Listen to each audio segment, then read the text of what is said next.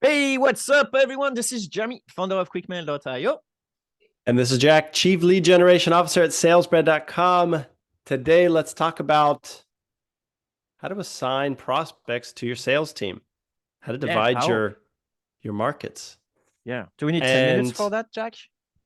I think we need 10 minutes. We'll put Okay. 10 minutes on our not so trusty timer. Yes. And first, though, we need a word from our sponsors, and then we'll be ready to rock and roll. That's right. I'll kick things off because today most B2B companies lack the time or expertise to turn those cold prospects into warm sales qualified leads. So at salesbread.com, we will bring you one qualified lead every day, Monday through Friday, by sending ultra personalized cold emails and LinkedIn messages. If that sounds nice and you'd rather not worry about prospecting, head over to salesbread.com and get in touch. Love it. What about bank holidays, by the way, Jack? Do you also give one lead during bank holidays? Funny enough, but yeah, go ahead and expect a lead because I get surprised every year, but people at the Thanksgiving table checking their phones and Nice. replying. Yeah, I don't know why. Stop doing that, everyone, but it still happens. Send on holidays. Go ahead, Well, Jeremy. all right. Awesome. The second Yeah. sponsor, I think, is QuickMail.io. Without them, we wouldn't be here. Go check them out. It's one of the best cold email outreach tool on the market. It's absolutely awesome if you have a team and want to generate leads and bookings. So go ahead. You also have like a free email deliverability. So if deliverability is really important to you, just know you're in good hands by using the auto warmer and every other features of QuickMail. That's it. All right, so well said. I Easy. think we're ready to put 10 minutes on the clock, and All we're going right. to cover assigning prospects to your sales team because there's right ways Boom. and wrong ways to do it. The clock starts. So first thing is there's an infinite number of ways to split a list among 2, 3, 4, 20 sales reps. Mhm. But I think there's good and I think there's bad. And Jeremy, I'm curious to get your take here, but It's here's easy. the worst way to do it. You take some Oh, letters.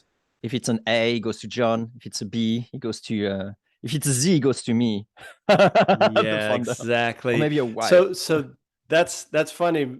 I've ranked 6 different ways to split a list. There's more, but we're going to narrow it down to 6. And you've just Nice. mentioned number 1, which by the way, the list is from Alphabetically. worst to best. Yeah. Well, random, randomly, Oh, random. essentially. Yeah, I guess that Yeah. works. What's wrong Sure. with And random? okay, well, first, what's right with it is it's pretty straightforward. You just take your spreadsheet of all the accounts or prospects individually Right? and cut it into, okay, this is person 1, person 2, person 3. But what's wrong with that is it doesn't take into account which person on your team may be closer to that company or a better fit or knows their market better. There's a lot of things that a random split um, fails to take into account of. And I'm not going to leave you hanging, Jeremy. I've listed all of them here. Fine. Random, just so you know, Okay, so it, random it's is not not good in your sophisticated. book. Yeah, Okay, fine. I don't think so. I don't think so. And we're going to go on to more stuff. Why? So let's look at the next way to split a All list right, what's the next one? by channel. You got your phone guy, you got your email Teams. person, and your LinkedIn person, your Twitter outreach, whatever. Do Seems that. okay to me. Like some people are really good on phone, some people are really good on WhatsApp or whatever, It's true. It's Facebook. true.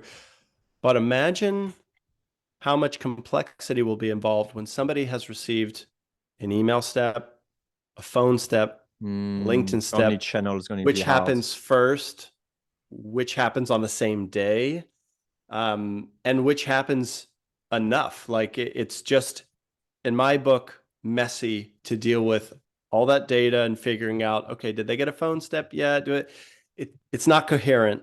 And Got also it. it'd be awkward if you got to reply through email or LinkedIn and the phone person's calling like it's a cold lead. So be really careful if you do get tempted. Have you seen this work at all? Am I just bashing something that could work? Um, no, I don't think so. So Hard. yeah, makes sense. Okay.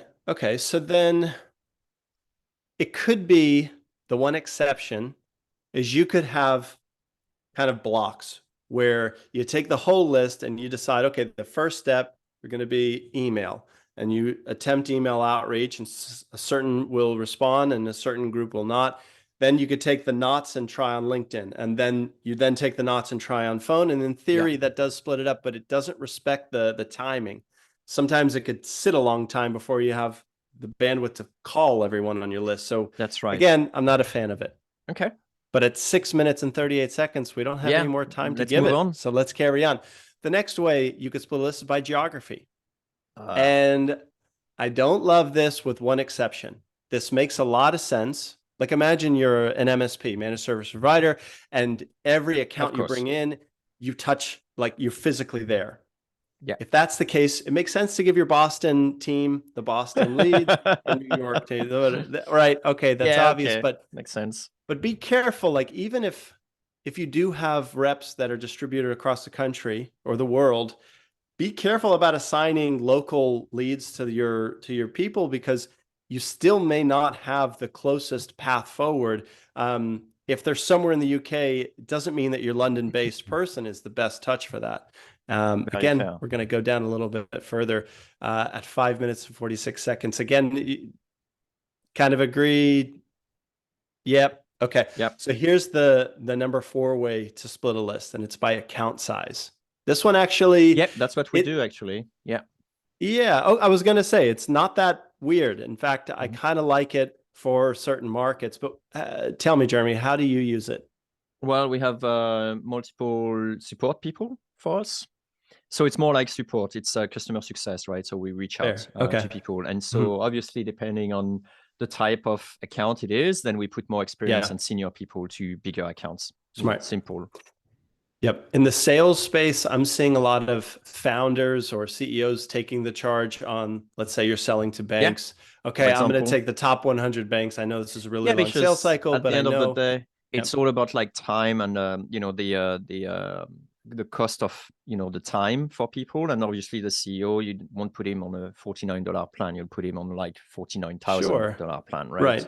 Sort of things. But it makes it interesting, because on the flip side, so we talked about the highest level, give your most valuable accounts to your most senior team member.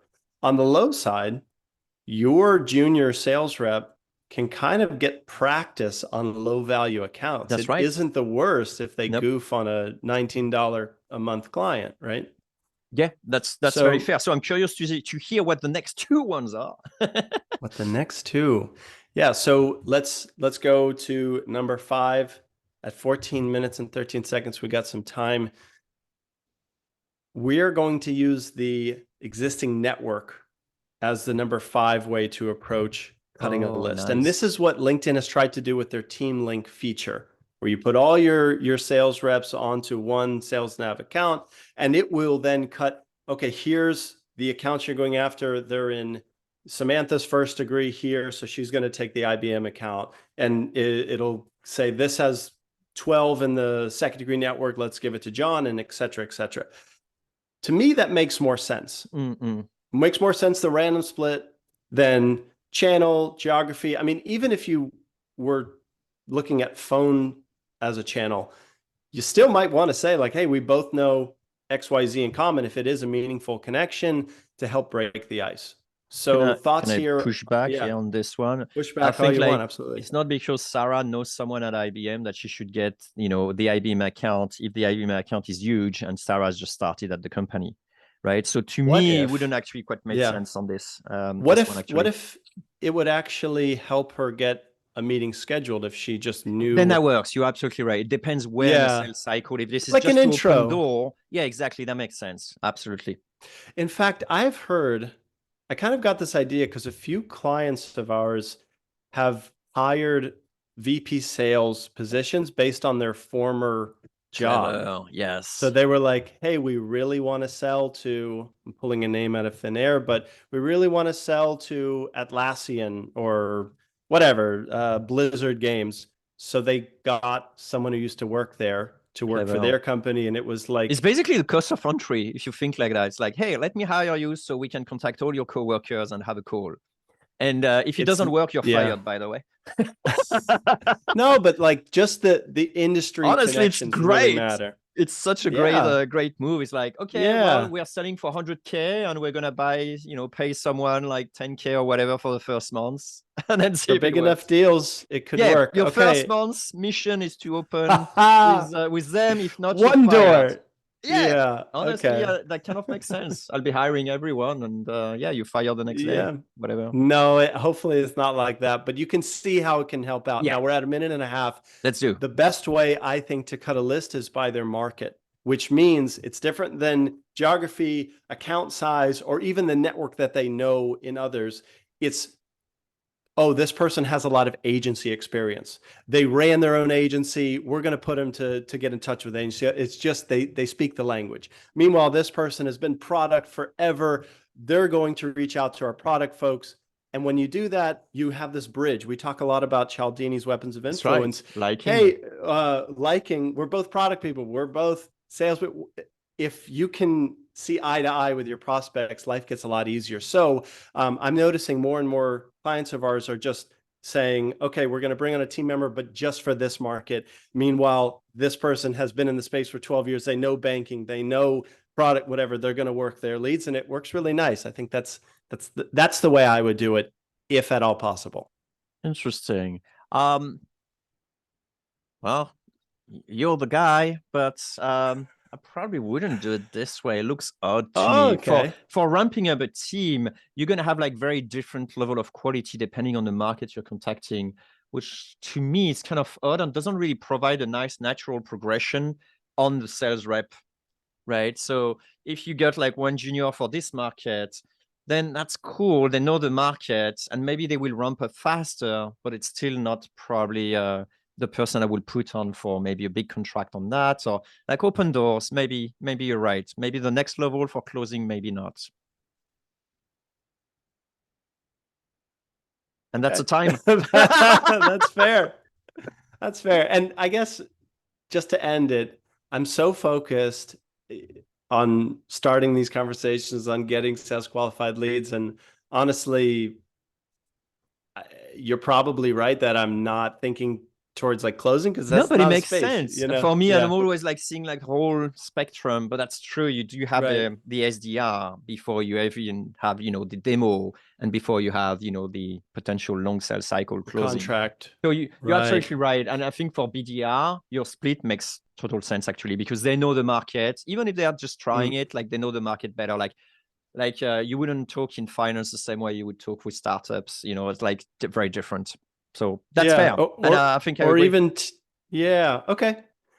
Cool. So if you're looking to split a list amongst a few different, or even just yourself and one other salesperson, hopefully this helps give you some fresh ideas. Jeremy, thanks for pushing back on some of those. Absolutely appreciated. And yeah, and if you want even more, check out course.quickmouth.io.